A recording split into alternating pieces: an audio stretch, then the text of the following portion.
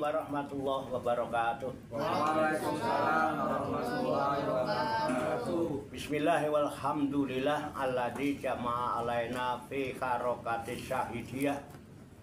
Asyhadu alla ilaha illallah wahdahu la syarikalah wa asyhadu anna Muhammadan abduhu wa rasuluhu la nabiyya ba'dah. Wa sallallahu wa sallama ala sayyidina wa maulana Muhammad ibn Abdullah wa ala alihi wa sahbihi wa man tabi'ahum bi ihsanin ila yaumil qiyamah amma ba'da.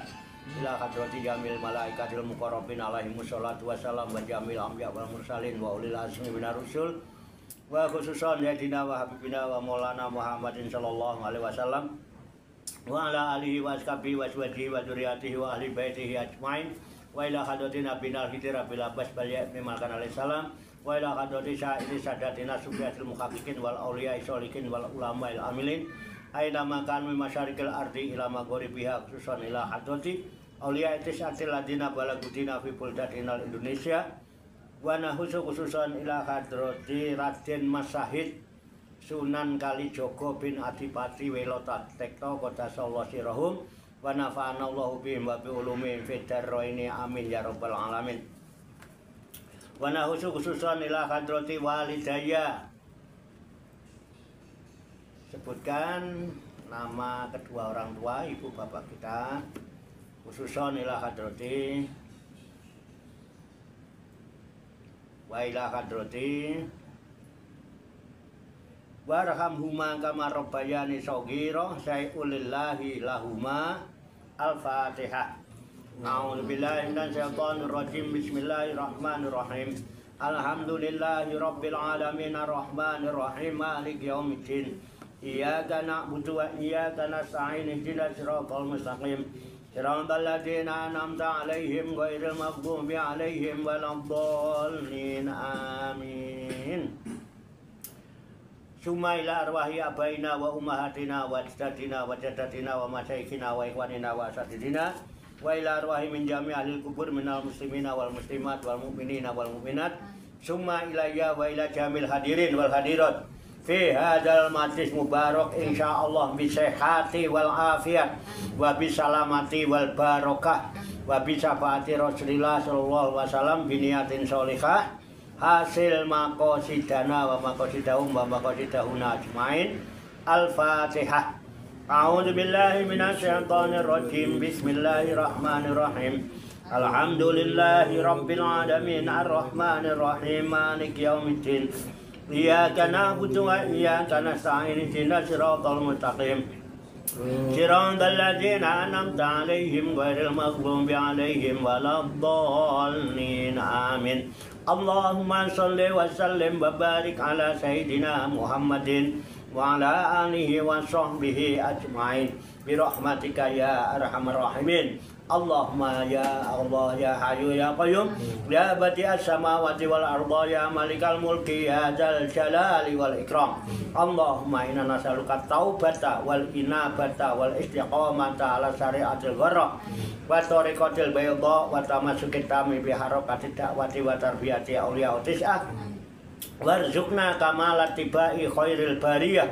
Allahumma alhimna ilman na'rifu bihi awamiraka wa na'rifu bihi nawahiyaka warzuqna Allahumma balagata fahmi nabiyyin wa fasahata fidil mursalin wa sur'ata ilhamil malaikatil muqarrabin wa akrimna Allahumma binuril ilmi wa judatil fahmi wa sur'atil fahmi warzuqnal hikmata wa ma'rifatal ilmi wa sabati dhihni wal aqli wa akhrijna min dhulumatil wahmi wa alimna asrar hikmatika bihaqqi sayyidina wa maulana Muhammadin sallallahu alaihi wasallam bi rahmatika ya arhamar rahimin walhamdulillahi rabbil alamin. Taqabbalallahu minni wa minkum fataqabbal ya karim. Bapak Ibu hadirin hadirat sekalian jamaah majelis Rihlatur Rohaniyah Aulia Tis'ah, Majelis Wisata Rohani Wali Songo Pasujudan Songgo Langit Riyadus Salikin yang dirahmati Allah Subhanahu wa taala. Rahayu sagung dumadi. Semoga seluruh makhluk di alam semesta, baik yang kelihatan maupun yang tidak kelihatan, di setiap ruang dan waktu pada segala tingkatan, senantiasa mendapatkan ketenangan, ketentraman, kenyamanan, keamanan, kedamaian, keselamatan, kesejahteraan dan kebahagiaan dari Allah Subhanahu wa Ta'ala. Dan kepada kita sekalian, semoga senantiasa mendapatkan limpahan rahmat, maghfirah, barokah dan ridha Allah Subhanahu wa Ta'ala. Amin ya rabbal alamin. Marilah kita lanjutkan ngopi kita, ngorok, ngopi rokokan gitu ya, ngopi ngolah pikir, rokok roh yang pokok. Jadi kita duduk ngobrol-ngobrol ngolah pikir, namanya ngopi. Rokok ya roh yang pokok, karena kita bisa duduk-duduk bareng, bisa ngopi, bisa ngobrol karena ada rohnya. Kalau nggak ada rohnya udah nggak bisa berfungsi apa-apa kita. Jadi roh yang paling pokok, walaupun kadang kurang begitu diperhatikan gitu ya. Umumnya raganya aja umumnya ya. Supaya ngobrol-ngobrol kita ini nggak ngelantur ngalor ngidul, nggak jelas arahnya, kita setiap malam Rebu ya ngoroknya, ngopi rokokannya, ya ngobrol-ngobrolnya menggunakan referensi. Kita sepakat untuk melaksanakan bedah buku. Ya, bukunya berjudul Mistik dan Makrifat Sunan Kalijaga ya.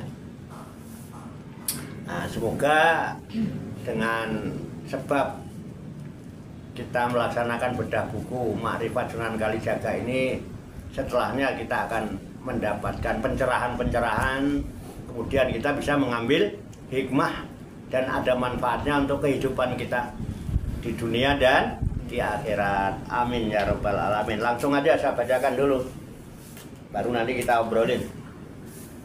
Bismillahirrahmanirrahim.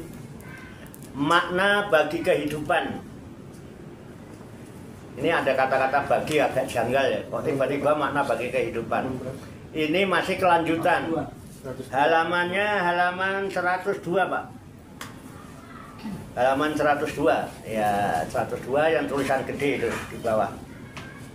Ada maknanya bagi kehidupan. Udah ketemu ya? Ibu ketemu? Ya, saya bacakan ulang. Maknanya bagi kehidupan. Jadi adanya ada bagi. Jadi, nya itu kan berarti menunjukkan sesuatu yang tidak nampak gitu ya. Artinya sudah kelewat. Gitu. Ini kelanjutan dari pembahasan kemarin. Yang dimaksud maknanya itu kemarin bahasanya tentang dulur papat, limo pancer, atau saudara empat, kelima pusarnya kita, pusatnya kita. Begitu diterangkan kemarin, di dalam diri kita ini ada 4 saudara yang selalu mengiringi kita. Ada, ya kemarin kita bahas. Jadi dulur papat itu secara fisik kemarin saya jelaskan itu bisa dilihat oleh mata kepala. Saudara kita itu bisa dilihat oleh mata kepala secara fisik dulu. Yaitu yang pertama berupa kakang kawah itu ketuban. Kalau bayi lahir itu diantar oleh ketuban. Dari ketuban itu keluar duluan, maka disebut kakang. Kakak dia, abang. Baru kita yang lahir, baru di belakangnya diikuti namanya ari-ari, yang daging itu, daging sama tali plasenta. Tali plasenta itu yang menghubungkan ke pusar kita, yang kemudian dipotong sama bidan itu. Nah itu disebutkan di sini istilahnya saudara 4. Jadi ketuban, tali pusara atau tali plasenta, kemudian ari-ari itu yang daging itu, apa namanya itu, kemudian yang 4 darah, getih itu darah. Nah ini yang dimaksud. Nah lalu apa maknanya bagi kehidupan, gitu ya? Itu saudara kita yang kelihatan. Sekarang udah nggak kelihatan. Tapi kalaupun sekarang sudah tidak kelihatan, tapi bagi orang tua kita dulu di Indonesia, ini kan kalau udah digunting masih nempel. Nanti kalau udah 7 hari copot. Biasanya disimpan itu. Ada orang-orang yang suka nyimpan itu. Jadi dulu secara kasat mata bisa dilihat. Itu. Tapi sekarang kan udah nggak ada, darah udah nggak ada, ya kan, tali pusar udah nggak ada. Itu kan ada yang dikubur, ada yang dihanyutkan, terserah lah, itu teknis saja. Ya. Tetapi kan secara spiritual, secara batiniah itu masih ada. Itu makanya kalau di dalam ajaran kita dulu itu memang utusan Tuhan untuk menjaga kita, jumlahnya 4 itu. Jadi kita dijaga, makanya kita nggak usah takut, nggak usah takut didolimi orang. Ada penjaga selama dia itu masih setia dengan kita, artinya dia itu kan makhluk Tuhan yang baik, nggak pernah bersalah. Dia nggak punya nafsu, nggak punya kepentingan apa-apa. Dia melakukan sesuatu ya atas kesadarannya sendiri, semata-mata melaksanakan perintah Tuhan. Tapi itu makhluk Tuhan juga. Dulu waktu lahir ngikutin kita itu, jadi satu dengan kita dari mulai kandungan ibu sampai lahir. Nah, setelah lahir itu baru terpisah. Tapi secara batinnya masih ada di sekitar kita. Makanya tadi kita berdoa, nggak mau saya doa pelit itu. Masa doain ini doang, ya kan, saudara kita makhluk ini yang nggak kelihatan banyak di sekitar kita ini. Lepas ini mana? Ada nggak? Ada kan? Makanya kita kan bagian dari alam, makhluk Tuhan juga. Butuh sentuhan kasih sayang. Ya udah kita doakan ya semua, jangan pelit-pelit doa. Orang doa enggak. Doa itu kan nggak pakai borong ya. Ke pasar induk beli doa itu kan nggak perlu. Doa aja kok. Pelit.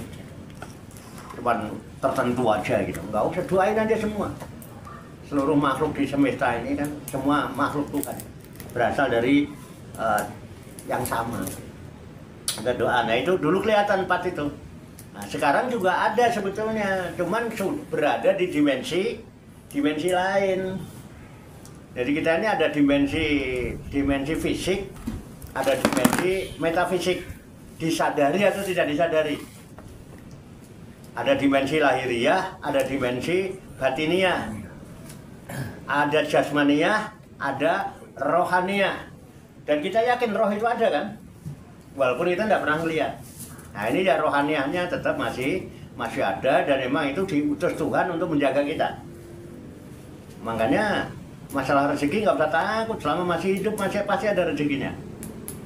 Dijaga kita. Kalau udah waktunya mati, walaupun kita takut ngumpet di benteng yang terbuat dari baja, tetap aja mati. Kalau belum waktunya mati, disantet itu nggak apa-apa. 1000 orang santet, nyantet nggak apa-apa. Iya kan?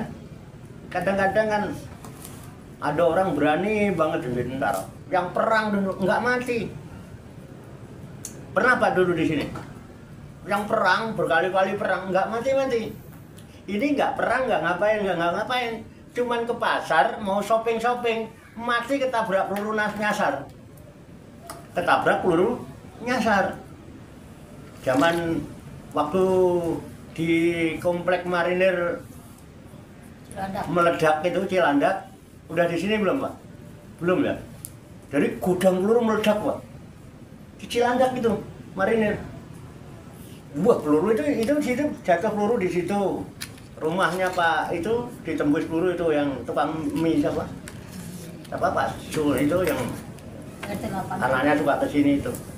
Tembus Pak, bocor, jatuhnya di situ.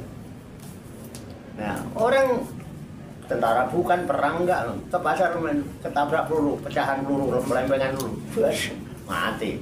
Emang waktunya mati. Yang berani mati, belum waktunya mati nggak mati, karena apa? Ada penjaga itu. Jadi tanpa disadari kita ini sebetulnya berjalan kemanapun arah kita dalam kehidupan, itu di belakang ada jurupati. Artinya kalau istilahnya malaikat itu yang pencabut nyawa itu, yang tugasnya untuk mencabut nyawa, itu di belakang kita terus. Sementara di depan kuburan menanti.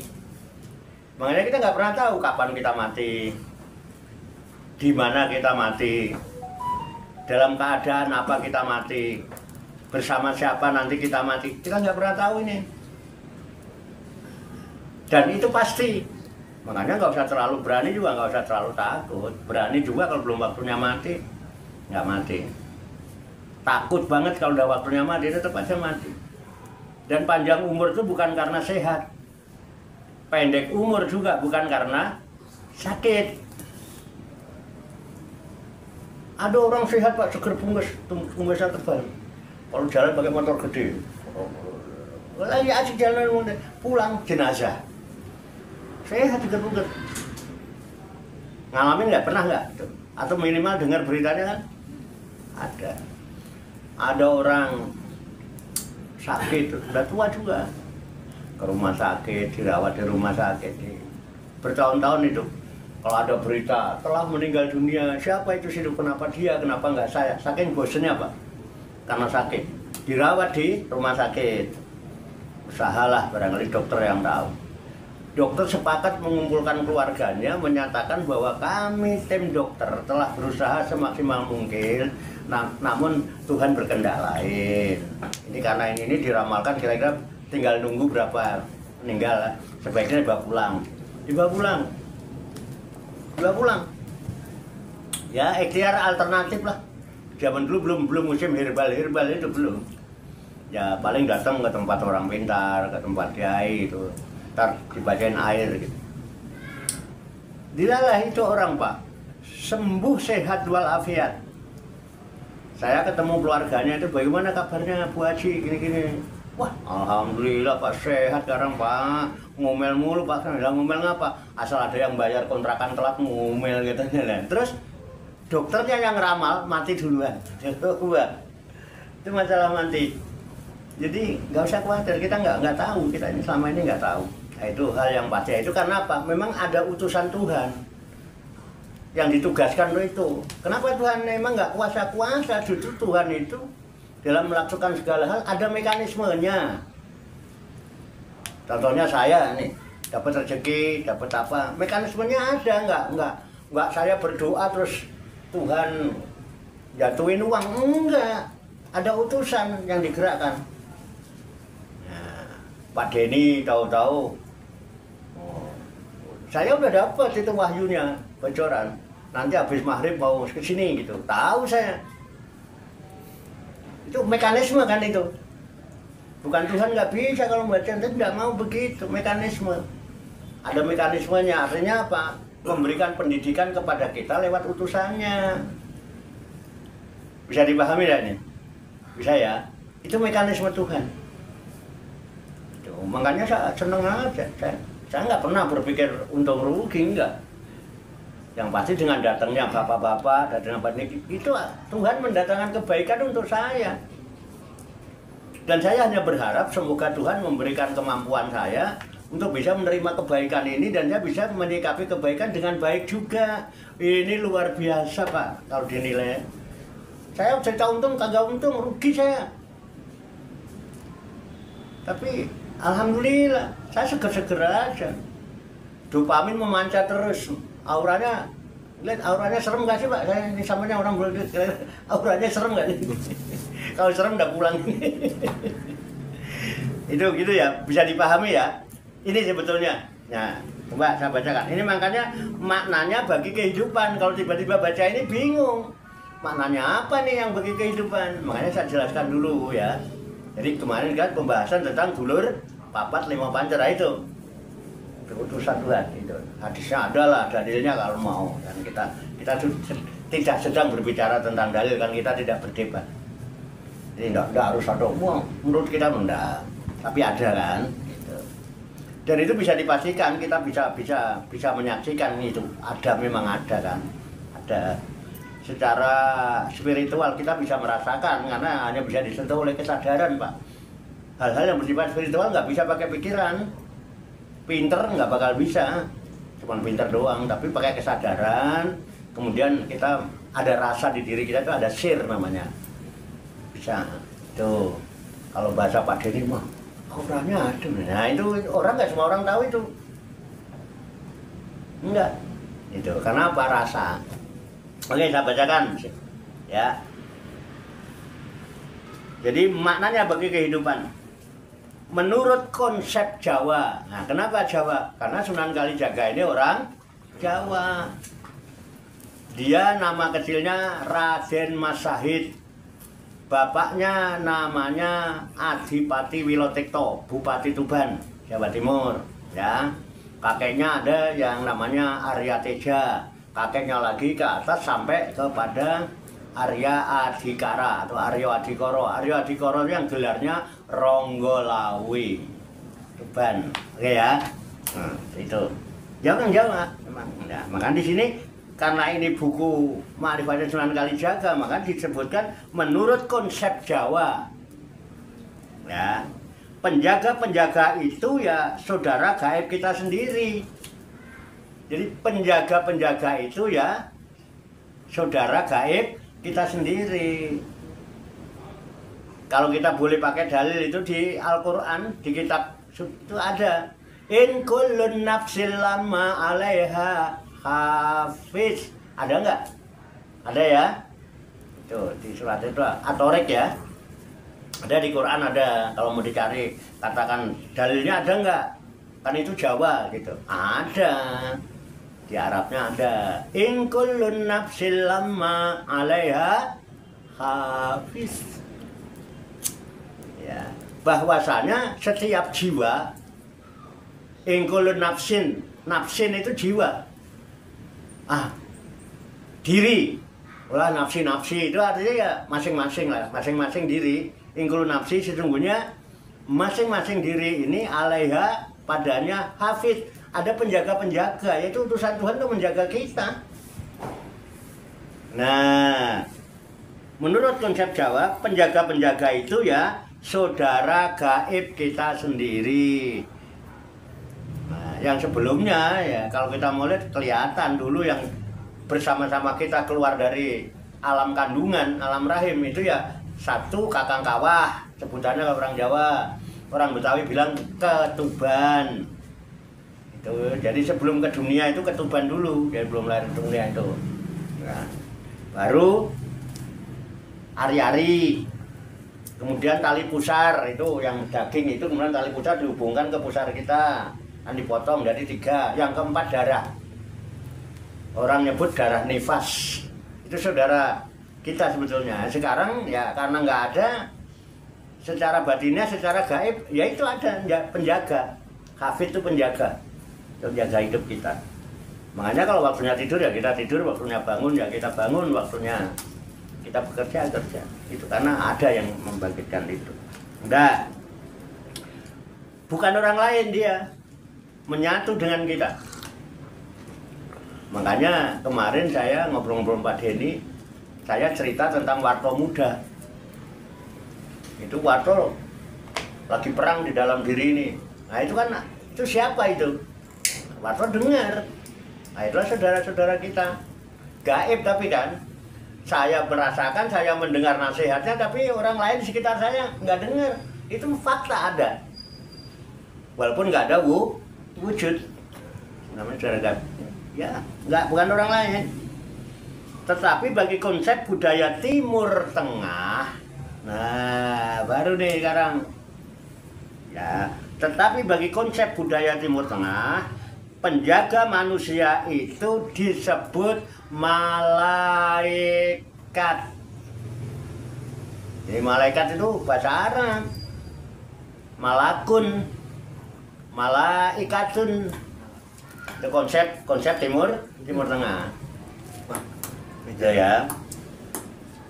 Dari sudut pandang hakikat, penjaga itu disebut sebagai saudara gaib kita sendiri atau malaikat, ya sama saja.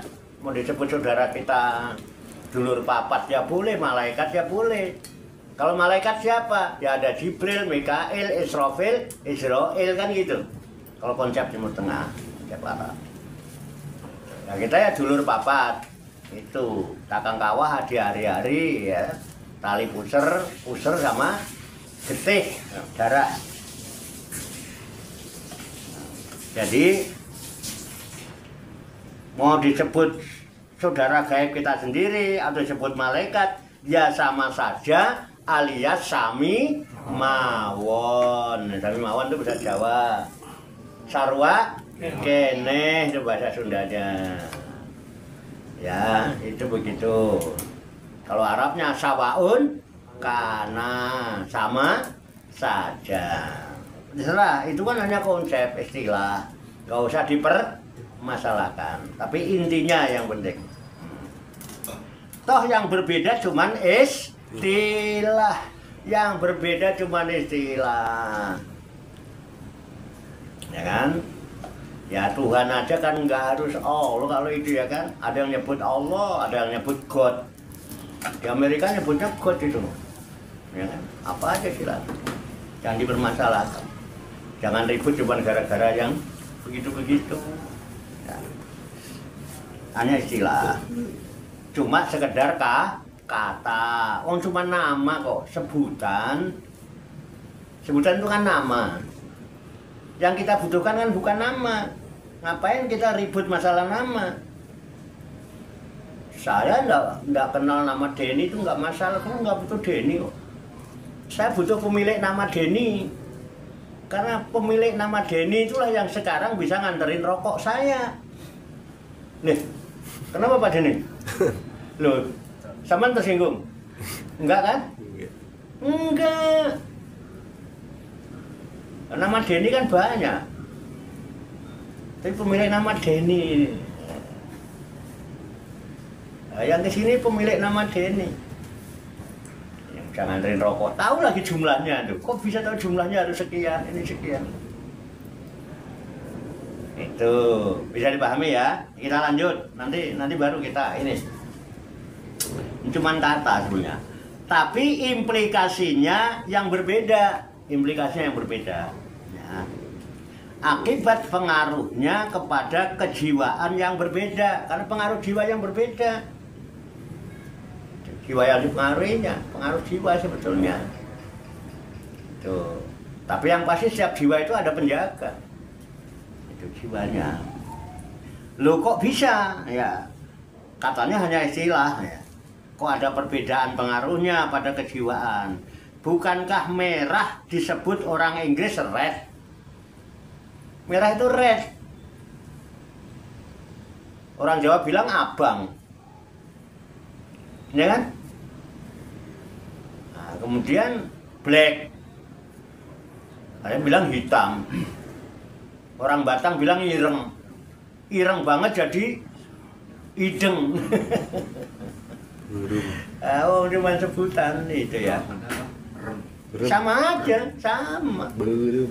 Itu abang banget jadi abing, itu ya, sebutan.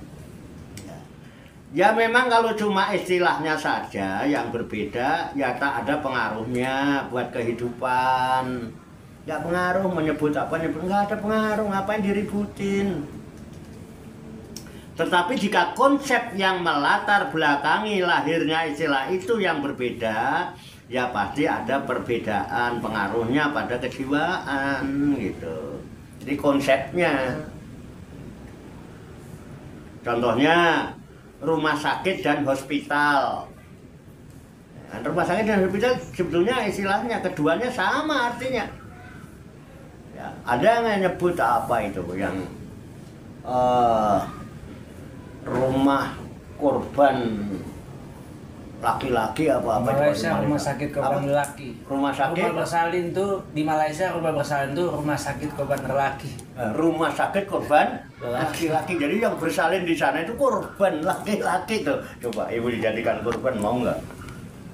Nggak mau kan? Nah, mau jadi korbannya siapa teman? Kan tapi kan cuma istilah kan? Ya kalau nggak karena laki-laki dia nggak bersalin mungkin kan? Tuh. Rumah sakit dan hospital itu keduanya sama artinya, tapi implikasi atau pengaruhnya berbeda. Bagi orang Indonesia rumah sakit itu anggapan dasarnya adalah tempat orang-orang sakit. Rumah sakit itu kalau orang yang enggak itu kan rumah sakit itu masa rumah sakit sih gitu ya, tempat orang-orang sakit. Meskipun kita tahu bahwa di situ orang-orang sakit itu dirawat agar sembuh, tapi asumsinya rumah untuk orang-orang sakit. Lah orang Inggris menyebutnya hospital. Makna asal kata hospital adalah ramah atau rawat.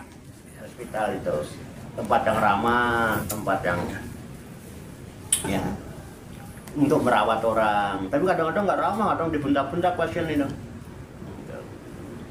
Jadi anggapan dasarnya hospital itu tempat untuk memberikan keramahan atau perawatan bagi orang yang sakit agar lekas sembuh. Lu bedakan pengaruhnya pada sikap mentalnya kan berbeda. Dengan konsep penjaga itu sebagai malaikat, maka setiap orang merasa sebagai pesakitan yang diawasi. Itu. Pesakitan itu apa? Yang orang yang melakukan kriminal di penjara itu pesakitan namanya. Dengan konsep itu kan seolah-olah pesakitan itu dikawal gitu ya, ke kamar mandi dikawal itu konsepnya itu, seolah-olah seperti itu. Memang dalam keadaan tertentu, sistem kepercayaan tentang adanya pengawasan malaikat ini membuat orang bertingkah laku yang baik. Kamu jangan gitu karena apa? Kan ada malaikat yang ngawasi. Kamu gini, ada malaikat yang nyatat amal lah itu kan. Itu pengaruhnya di kejiwaan, bukan di sebutannya, ya, di kejiwaan mental. Perbuatan baiknya itu bukan lahir dari nuraninya, tapi karena takut kepada pengawas. Akhirnya begitu secara mental. Kasadarnya nggak ada pengawas mah dia lakukan juga. Sama itu. Ketika orang itu berhenti di lampu merah karena ada polisi, karena takut polisi, ya kan? Ya, bukan dari nuraninya. Nah, nanti giliran nggak ada polisi, nyelonong dia. Ya kan itu, Pak? Karena merasa diawasi, pengaruh kejiwaan. Dengan kepercayaan ini yang dibangun itu mental. Gitu. Mentalnya mental kuli. Kalau diawasi sregep, kalau nggak diawasi, nah ini mental kuli itu. Jadi kalau diawasi, kalau ada mandor, giat. Kalau nggak ada mandor, nah itu mentalnya. Jadi mental nggak baik. Itu perbedaan pengaruh dalam kejiwaan. Itu. Sehingga dari kecil kita ini sudah ditakut-takuti oleh para orang tua. Takut-takutin, diancam-ancam loh. Ulama atau tetua-tetua adat untuk mendidik mental itu supaya disiplin. Kita ditakut-takuti ada malaikat-malaikat yang selalu siap mencatat perilaku kita. Makanya kan malaikat itu yang 4 itu bersama kita. Ada 6 sebetulnya yang untuk menjaga kita, ngurus hidup kita, ngurus bangun kita, tidurnya kita, istirahatnya kita, ngurus rezeki kita, ngurus hidup dan mati kita. Itu 4, yang tadi saudara 4. Masih ada 2 lagi bersama kita yang tugasnya mengawasi amal kita yang baik dan amal kita yang buruk, kan begitu kan konsepnya. Nah, sehingga kita merasa diawasi. Itu untuk mendidik sebetulnya. Itu pengaruh kejiwaan itu kalau pakai istilah itu. Kalau istilah malaikat kita kayak pesakitan dikawal polisi seolah-olah kan. Jadi takut, jadi melakukan sesuatu bukan karena kesadaran. Karena takut, kalau saya berbuat gini nanti dicatat amalnya jelek. Harusnya berbuat gini biar dicatat amalnya. Jadi karena malaikatnya kan gitu. Sebetulnya. Jadi, beda dengan istilah sedulur. Beda, kalau sedulur enggak lah. Kalau sedulur itu apapun yang dilakukan sedulur tetap konsepnya landasannya adalah kasih sayang. Itu aja istilah. Istilahnya sama tapi pengaruh dalam kejiwaan yang berbeda. Konsep Jawa menyebut sedulur gaib. Konsep Timur Tengah disebut malah malaikat. Sama aja sebetulnya, cuman pengaruhnya dalam kejiwaan yang berbeda. Bisa dipahami, Pak? Bahasanya bisa ya? Itu maksudnya. Nah, nanti baru kita diskusikan. Itu pengaruh dalam perilaku. Lah, sistem keyakinan adanya saudara 4 yang memberikan perlindungan dalam hidup ini membuat setiap orang merasa aman hidupnya. Aman, gua dijaga saudara gua 4. Aman, gua nggak takut nggak makan. Ada saudara gua yang tukang bagi-bagi rezeki. Enak. Itu. Secara psikologis menciptakan perasaan tentram. Makanya ketika orang itu yakin dengan saudara empatnya, hidupnya penting adem, ayem, tentrem, oh dijaga. Nah, sistem Islam disebut sistem kemalaikatan, anteng. Itu. Jadi tentrem, perbuatan baik lahir sebagai harmonisasi dengan saudara-saudaranya, bukan karena takut. Hubungan kita yang harmonis dengan saudara tadi. Tapi kalau maling sama polisi ya nggak pernah bisa harmonis, ya kan? Wah, polisi takut, ada sipir. Nah, udah ya. Baik yang nyata maupun yang gaib. Bila seseorang menyadari bahwa selama dalam kandungan saudara empatnya itu menjaga dirinya, niscaya ia tak akan bertingkah laku yang neko-neko. Gitu. Kenapa terbimbing? Ada yang ingatkan, kayak tadi yang dicontohkan. Ada pemuda warto mau nyolong mangga, nggak jadi karena ada yang mengingatkan saudaranya. Gaib. Kenapa dikatakan gaib? Teman-teman yang di sekitarnya nggak ada yang tahu dan nggak dengar. Nah itu. Nggak neko-neko. Tidak berbuat macam-macam yang melanggar etika kehidupan dan kesusilaan. Dengan sistem ini pendidikan lebih bisa diarahkan untuk menciptakan manusia yang menjaga lingkungan kehidupan. Tidak perlu ada teror pada anak-anak kecil. Gak perlu ditakut-takutin, ya kan? Akhirnya anak-anaknya jadi pengecut itu, penakut gede. Nggak berani nekat. Sehingga apa? Anugerah Tuhan, ya satu itu yang berupa skill itu terabaikan karena dari kecil udah nggak diajari nekat. Padahal skill nekat itu luar biasa, karena ditakut-takutin terus, diteror. Tapi mereka diberitahu bahwa saudara-saudaranya yang tidak kelihatan itu tak akan menjaganya jika kita tidak berbuat baik. Dan itu aja. Saudara-saudara kita yang empat itu tidak akan menjaga kita, tidak akan melindungi kita ketika kita tidak berbuat baik. Karena keempat-empatnya itu adalah makhluk Tuhan, utusan Tuhan yang baik. Dia nggak pernah berdosa, nggak pernah bersalah, nggak pernah maksiat, nggak pernah. Pokoknya dia yang ini nggak punya kepentingan apa-apa. Dia melakukan sesuatu atas kesadarannya. Dia sidik, jujur apa adanya. Amanah dia, pasti disampaikan. Tablik dia menyampaikan. Dan dia juga apa? Fatonah. Fatonah itu cerdas. Cerdas itu orang yang cerdas melakukan sesuatu berdasarkan kesadaran.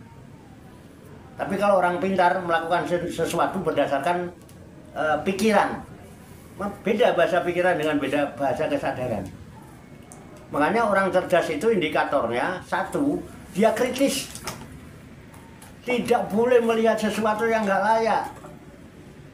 Karena dia kritis, dia juga siap menerima kritikan dari orang lain. Itu perlu dimiliki oleh seorang pemimpin, Fatona itu. Di samping dia kritis, dia mau dikritik. Nggak marah kalau dikritik. Itu orang cerdas. Kedua, kreatif. Orang kritis itu kreatif. Karena kreatif itu dia melakukan sesuatu, mengalami sesuatu, dia mengetahui, merasakan kebenaran sesuatu itu. Sehingga dia juga kritis kalau melihat sesuatu yang tidak layak. Karena dia sudah tahu yang sebenarnya. Jadi orang cerdas itu satu, kritis, dua kreatif, tiga kolaboratif, bisa dijak bekerja sama. Makanya di sini kita harapkan semangat kebersamaan inilah yang harus kita miliki supaya kita termasuk bagian dari orang yang cerdas. Sesuatu yang berat kalau kita angkat sendiri, Pak, kagak kuat kita. Tapi kalau bareng-bareng menjadi ringan. Makanya konsep jamaah, berjamaah itu sebenarnya konsep. Kalau nggak dipraktekkan dalam kehidupan, ya sarwa kene biar sampean rajin sholat berjamaah juga dalam kehidupan di masyarakat nggak ada kebersamaan, loro kabeh Pak, sakit Pak. Itu loh. Makanya ayo kita belajar. Usaha kita bersama. Ayo kita berjuang bersama-sama. nanti kita berhasil sukses bersama-sama. Karena kita apa? Mengerjakannya pun bersama-sama. Enggak masing-masing. Kalau masing-masing itu melihat saudaranya susah, syukurin. Melihat saudaranya berhasil, dengki, iri. Itu kan yang ada macam-macam untuk kita. Nah, jadi satu, cerdas itu indikatornya dia kritis, kemudian kreatif, kolaboratif, keempat compassion. Compassion itu kalau bahasa saya, kompas itu condong lurus. Coba kalau kita lihat itu coba ngompas nggak gitu ya kan? Coba kiblatnya ngompas nggak? Nah, compassion itu orang yang punya kepedulian, perhatian secara khusus tuh compassion. Compassion itu terwujud dengan adanya rasa empati, sehingga dia peduli dengan lingkungan. Orang cerdas.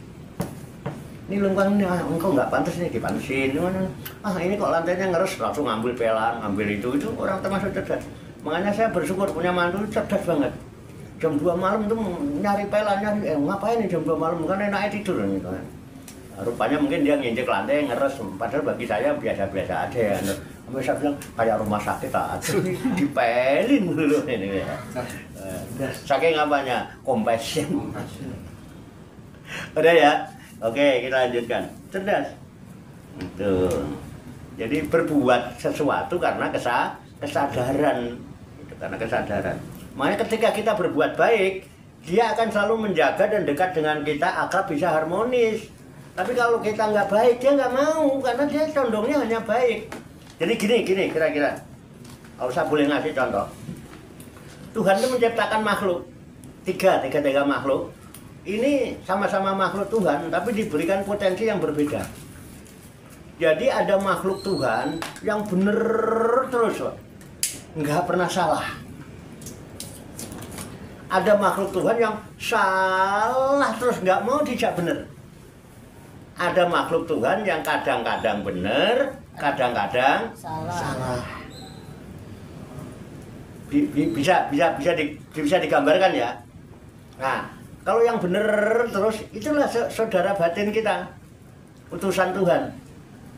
Yang kemudian diistilahkan dengan malaikat yang untuk menjaga kita. Benar terus ya.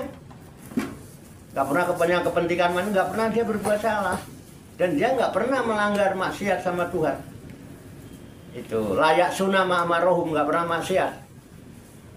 Wajib aluna ma'ayub marun. Dan saya melakukan apa yang diperintahkan Tuhan.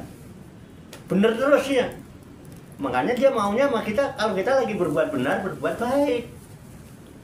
Dia mesti menjaga kita, melindungi kita, membantu kita. Yang kemudian orang mengistilahkan jadi kodam lah apa, enggak. Selalu dia, asal kita baik, dia baik, dia akan. Makanya kadang-kadang orang baik itu, kalau kemudian sebutannya dia orang yang takwa, itu ada makhrojan. Ada jalan keluar. Ada masalah kehidupan, selalu ada aja solusinya. Nggak pernah sampai buntut stres itu. Karena saudara yang sangat harmonis dengan kita, yang selalu membantu memberikan jalan keluar. Makanya dilihat dengan niat dan kemauannya. Maka setiap orang itu memiliki niat dan kemauan, dia akan dapatkan jalan. Allah akan temukan jalan itu. Tapi kalau niat dan kemauan sudah ada, dia nggak akan menemukan jalan. Yang akan ditemukan pasti alasan. Nah, itu biasanya orang pintar. Kalau orang cerdas, keren.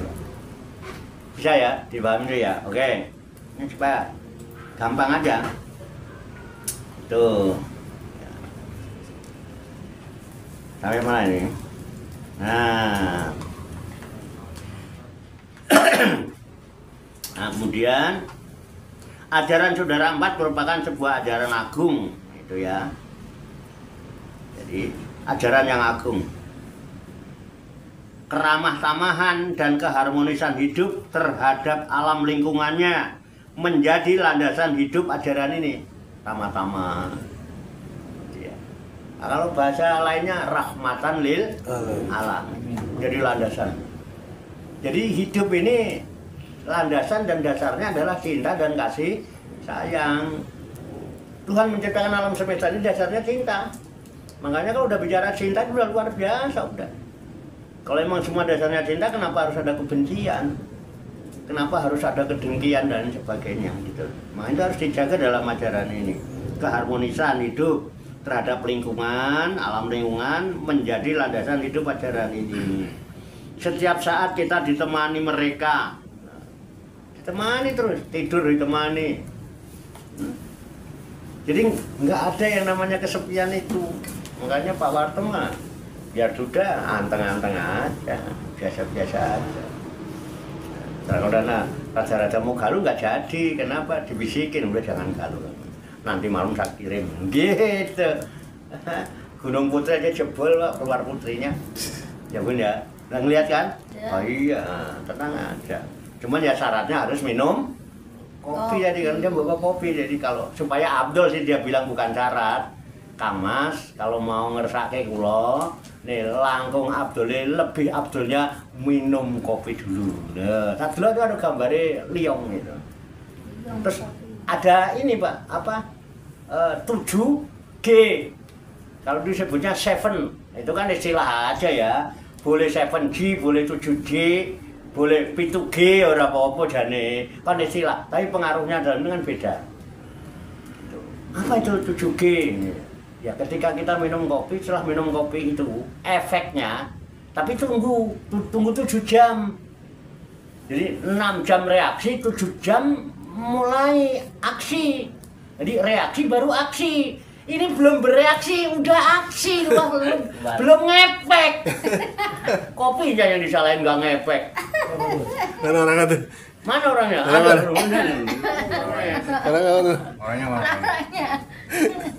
kan udah tahu dibilang ya diminum 6 jam sebelum kan gitu. Jadi begitu 6 jam reaksi itu jam ke-7 itu aksi. Nah ketika jam 7 aksi makanya hasilnya 7G, 7G, 7G. Dampaknya apa? Bisa menimbulkan 7 gaya, bisa 7 gerak, bisa 7 goyangan, nanti terserah. Apa masing-masing itu dirapel 3, pokoknya pertama ya kan satu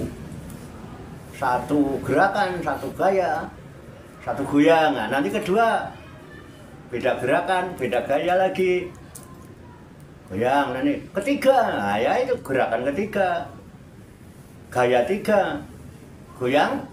Iya. Nah gitu kira-kira. Udah ngeliat kan? Kan ada filmnya itu, ada filmnya.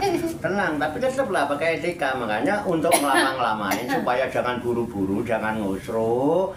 Ya gitulah, pakai etika, pakai aturan yang sopan. Ya kalau mau masuk kemana-mana kan kita harus salam lah. Itu ya ada nyebut salam, ada yang apa ya nggak apa sampurasun, kula nuwun ya kayak orang-orang ya assalamualaikum kan gitu. Siapa kepada ya Babar Rohmah. Babar Rohmah itu pintu kasih sayang, karena di dalam itu ada kasih sayang. Terus ketuk pintu. Kalau kayu kan punya tok tok tok tok gitu kan biasanya. Ini enggak, itu paling bunyinya rada beda. Puk pluk pluk kan gitu. Main selonang aja, rasopan. Ya, bisa dipahami ya. Nah itu bisa saya begitu. Nah, ajaran Saudara 4 merupakan sebuah ajaran agung ini tadi sudah ya. Nah, itu setiap saat kita ditemani mereka selama kita tidak berbuat curang, kita dilindungi mereka. Sebagaimana mereka telah menjaga kita dalam kandungan, nah, kita di kandungan dijaga. Nggak pernah mikir, nggak pernah kerja, nggak pernah, tapi kita makan tiap hari, bisa tidur, bisa main. Padang mancal-mancal gitu. Istri mah, papa sini deh sebentar. Coba ada apa sih? Pegang deh perut saya. Emang ada apa sih pegang? Jelas anakmu no. Yang oh itu kata papanya, ini nanti kalau lahir jadi pemain bola gitu kan. Ada suka gitu lah. Makanya kalau istri hamil itu sering dideketin, suka aneh-aneh. Itu ada yang jaga, kalau nggak ada yang jaga nggak mungkin. Di kandungan juga jaga. Jasad fisik mereka telah tiada. Sekarang jasad fisik mereka nggak ada. Tali pusar kita juga udah hilang. Ya kan, Bali, hari-hari nggak ada. Darah juga udah hilang. Ketuban apalagi pecah. secara fisik tidak ada, sudah tiada. Tetapi kekuasaan rohaniah mereka hadir setiap waktu. Fisiknya sudah tidak ada, tapi kekuatan rohaniahnya, kekuatan spiritualnya, dia hadir bersama kita setiap waktu. Halo? Halo? Berasa nggak? Nah, itu masalahnya kalau nggak peka. Tenang, hidup itu tenang. Hidup harmonis dengan saudara. Selama kita baik, dia baik. Karena dia nggak pernah berbuat nggak baik. Gitu. Cuman kita jaga aja. Bersikap baiklah kepada siapa saja yang kita jumpai. Nggak usah mandang status. Nggak pandang itu ganteng apa nggak ganteng, cantik apa enggak, tua apa muda. Saya itu ramah sama siapa aja. Sama anak-anak saya ramah. Sama remaja ramah. Sama ibu-ibu muda saya ramah. Ibu-ibu STW yang saya ramah. Sama nenek-nenek juga ramah saya. Jangan itu kalau yang muda tuh, Assalamualaikum, dari mana, yang tua dicuekin. Nggak baik, nggak boleh gitu. Harus sama, jangan mandang status. Jadi, selalu bersikap baik, berusaha bersikap baik terhadap siapa saja yang kita jumpai, kenal maupun nggak kenal. Kalau sampean bisa baik sama orang yang kenal, biasa. Kalau sama orang yang nggak kenal kok bisa baik, baru luar biasa. Kalau sampean berbuat baik sama orang yang berbuat baik sama kita, biasa. Tapi kalau bisa berbuat baik kepada orang yang nggak berbuat baik sama kita, baru luar biasa. Paham ya? Itu lakukan. Dia pasti membantu kita. Oh, siapa yang datang, jangan memandang siapa yang datang, tapi siapa yang menggerakkan dia untuk datang kepada kita. Halo? Gimana? Ayo kita buktikan dulu. Pak Denny, kesini bergerak sendiri apa ada yang menggerakkan Pak Denny? Ada. Hah? Ada. Ada yang menggerakkan kan? Ya. Sama saya keyakinannya. Tuh. Hal yang fakta nggak mungkin diingkari oleh siapapun orang. Sama, digerakkan. Dan yang menggerakkan ke sini yang maha baik. Mesti ada nilai kebaikan untuk kita. Nah, harapan saya ketika Tuhan mendatangkan kebaikan kepada saya berharap Tuhan juga memberikan kekuatan saya lahir dan batin untuk bisa menyikapi yang baik itu dengan baik pula. Itu nilainya, itu ada kebahagiaan tersendiri, Pak. Saya nggak ada urusan jadi dibawain rokok apa kopi apa enggak dibawain nggak apa-apa saya. Tapi ketika saya sudah bisa melakukan kebaikan, dibimbing Tuhan bisa melakukan kebaikan, nggak ada rugi itu, nggak ada. Aku hitung-hitungan materi rugi aku. Berapa saya yang bayar rokok Pak Denny? 100 slot. 100.000. Ya kan? Saya jual berapa? 100.000. Padahal kalau saya bayar satu, ya, ketika saya beli itu Pak, saya pakai paketan Pak. Pakai paketan Pak, pakai HP kan saya. Terus kalau saya mau transfer Pak, saya itu nyuruh Andri ke counter 6.000 dan 5.000 ya Andri, ke counter dulu, baru transferan masuk ke HP saya. Dipahami ya? Dari HP saya transfer ke Pak Denny misalnya, atau ke Pak Topik, itu kadang 6.500. Jadi kalau saya ngirim kok 100, itu jadinya 106.500 yang saya keluarkan. Belum 5.000 yang saya beli di counter. Udah berapa? 11.000 kan? Saya bayar tetap 100. 111 kan? Saya jual berapa? 100. 100 apa 120? 100. Kalau secara matematika untung apa rugi? Rugi. Rugi Pak. Tapi saya enjoy kan? Enjoy nggak saya? Itu karena ada sesuatu yang diberikan oleh Tuhan kepada saya yang lebih dari apa yang saya keluarkan. Ketika saya diberikan kemampuan oleh Tuhan untuk bisa bersikap baik terhadap kebaikan yang didatangkan Tuhan kepada saya. Itu loh nilai silaturahmi. Alhamdulillah. Kita saling setawa, saling senyum, akhirnya memancarlah hormon dopamin, hormon bahagia. Ujung-ujungnya berkat Berkat kita silaturahmi, mempererat persaudaraan, kita saling gembira, saling memancarkan hormon bahagia. Akhirnya apa? Dengan silaturahmi bisa jadi panjang umur, murah rezeki. Besok-besok ada pintu lain. Ada rezeki dari pintu yang lain. Siapa? Ini loh, saudara-saudara kita yang penjaga ini loh. Yang mana kan? Paham, Pak? Maka ada rezeki enggak sangat. Masa enggak pernah merasa rugi? Betul, Pak. Kalau mau hitung-hitungan matematika. Belum yang orang datang taster. Emang saya dapat taster daripada ini? Dapat, Pak? Enggak, ini hanya contoh, bukan kita mau gitu. Ini hanya contoh. Ya, contoh. Jadi kita bicara itu bukan hanya angan-angan terus menghayal, jangan. Itu loh faktanya. Pernah nggak saya teriak rugi? Seger-seger aja kan? Seger. Ya tiap hari bisa makan, bisa ngopi bareng, bisa. Yakinlah itu, Pak. Ya, nanti selesaikan nanti. Nah, udah ya. Jasad fisik mereka telah tiada, tetapi kekuasaan rohaniah mereka hadir setiap waktu. Ini yang sering disebut-sebut orang dengan kekuatan apa, Pak? Spiritual. Kalau ritual, Pak, itu bisa beda-beda. Ritualnya orang yang beragama Islam ya Jumat ke masjid. Kalau ritualnya orang Nasrani, orang Kristen ya Minggu ke gereja. Kan gitu, biasa kan ritual. Tapi nilai spiritualnya kita tidak pernah tahu. Tapi saya yakin semua orientasinya kepada Tuhan, kita diciptaan Tuhan. Ada kekuatan spiritual itu. Kiai Ustadz kadang bisa ngobatin orang dengan ngerukyah. Pendeta juga yang ngobatin orang kayak gitu. Banyak. Dulu di Istiqlal pernah. Itu yang membedakan apa? Ritualnya apa spiritualnya? Spiritual. Ini ada saudara-saudara spiritual kita. Secara rohaniah dia. Kita ada kekuatannya walaupun secara fisik sudah tidak ada. Bisa dipahami ya? Bisa, oke. Ya, itu jasad fisik mereka telah tiada, tetapi kekuasaan rohaniah mereka hadir setiap waktu, setiap saat.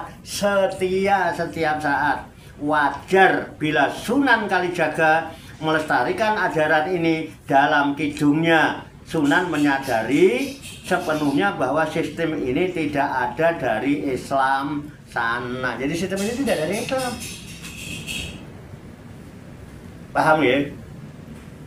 Tapi Sunan Kalijaga orang Islam gitu kan. Nah, memang Islam kan bukan agama sih. Islam itu sikap hidup. Islam itu bahasa apa kata kerja. Artinya berserah diri. Orang Islam disebut muslim artinya orang yang sudah berserah diri. Islam Ka'bah itu orang yang sudah berserah diri kepada Tuhan secara totalitas, pasrah sumarah, berserah diri sepenuhnya. Itu Islam namanya. Teman, ini konsep di agama Islam memang tidak di sana. Dapat dilestarikan, tapi tidak menyalahi, semua itu sama. Tapi setelah dirasakan dan dinalar, sistem ini amat luhur. Setelah dinalar, sangat baik bagi kehidupan. Keyakinan saudara empat ini memberikan kesejukan dalam hidup ini. Ya. Tak selesaikan sedikit lagi ya. Sunan Kalijaga melestarikan ajaran saudara empat agar kita tidak melupakan mereka, agar kita tetap mengingat mereka. Bahkan kalau bisa kita mengenali mereka. Kita tak boleh cuek, tidak peduli terhadap mereka. Wong mereka itu saudara kita sendiri, bukan orang lain kok. Loh, apa enggak syirik kalau kita masih percaya terhadap hal-hal yang demikian itu? Bukankah dosa akibat syirik itu tak diampuni oleh Tuhan? Bukankah sudah ada rukun iman dalam Islam sehingga tidak memerlukan berbagai kepercayaan tambahan? Ada sangkaan gitu ya? Loh, ya enggak dong jawabnya. Enggak, musyrik dong. Musyrik dari mana? sesuatu yang syirik, menyekutukan Tuhan, nescaya akan dibuang oleh Sunan Kalijogo. Kalau ada bulan syirik nggak bakal dipakai Sunan Kalijogo. Dia wali kan, masa wali nggak dibimbing Tuhan? Itu pasti nggak dipakai. Ya. Tak akan seorang wali sejati mengajarkan kesyirikan. Seorang wali semacam Sunan Kalijogo tak akan melestarikan kesyirikan. Beliau menerima Islam bukan sebatas syariatnya, tapi makrifatnya juga. Makrifat itu lebih tinggi kualitasnya daripada sekedar berakidah. Akidah sering menjadi permainan rasio, akal. Akidah sering menjadi akrobat pikiran. Akidah sering kita otak-atik dalam khayalan, sehingga kita singkirkan kenyataan dan bangga dengan adu pandangan. Akhirnya yang bikin ribut apa? Masing-masing beda sudut pandang. Akhirnya jadi multi tafsir. Akhirnya saling merasa klaim. Paling itu ujung-ujungnya jadi ribut.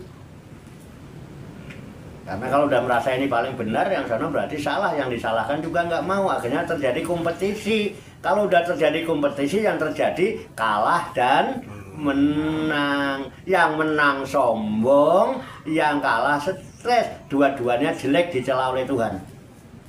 Yang kalah putus asa. Dua-duanya dicela oleh Tuhan. Nggak ada baiknya itu yang begitu. Ya. Lain dengan makrifat. Makrifat memang pengetahuan, tapi makrifat tidak semata-mata ilmu atau pengetahuan. Ia meliputi penghayatan dan pengamalan. Demikian dulu, nanti kita sambung minggu depan. Barangkali ada hal-hal yang mau ditanyakan atau didiskusikan, nanti sambil ngopi-ngopi bersama. Oke ya, semoga Allah Subhanahu wa Ta'ala memberikan bimbingan, taufik, hidayah, inayah, memberikan kekuatan lahir dan batin kepada kita sekalian, mampu mengamalkan dalam kehidupan kita sehari-hari, sehingga kita segolongkan Allah Subhanahu wa Ta'ala menjadi orang-orang yang berkehidupan penuh dengan ketenangan, ketentraman, kenyamanan, keamanan, kedamaian, keselamatan, kesejahteraan dan kebahagiaan bersama-sama dunia dan akhirat. Amin ya rabbal alamin. Allahumma sholli wa sallim wa barik ala sayyidina Muhammadin wa ala alihi wa sahbihi ajmain bi rahmatika ya arhamar rahimin. Allahumma rabbana ighfir lana dzunubana wa li walidina wa li auladina wa li masyayikhina wa li ikhwanina wa li jiranina wa li asatidina wa li talamidina wa li talamidatina wa li jamil mu'minina wal mu'minat wal muslimina wal muslimat ala khayr minhum wal amwat wa tabi bainana wa bainahum bil khairat. Rabbik fir warham wa anta khairur rahimin wa la haula wa la quwata illa billahil aliyil azim. Allahumma rabbana inna nas'aluka ilman nafi'a wa amalan mutaqabbala wa du'aan mustajabah wa rizqan halalan thayyibah wa syi'an fid dunya wal akhirati ya arhamar rahimin. Allahumma rabbana amanna bima anzalta wa tabana rasula faktubna ma syahidin. Allahumma rabbana taqabbal minna innaka antas samiul alim wa tub alaina innaka antat tawwabur rahim. Allahumma rabbana atina fid dunya hasanah wa fil akhirati hasanah wa qina azabannar. Wa sallallahu wa sallama ala sayyidina wa maulana Muhammad wa ala alihi wa sahbihi ajmain. Wa akhiru da'wana anil hamdulillahi rabbil alamin.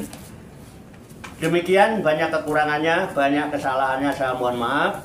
Wassalamualaikum warahmatullahi wabarakatuh. Waalaikumsalam warahmatullahi wabarakatuh. Shallu ala Nabi Muhammad.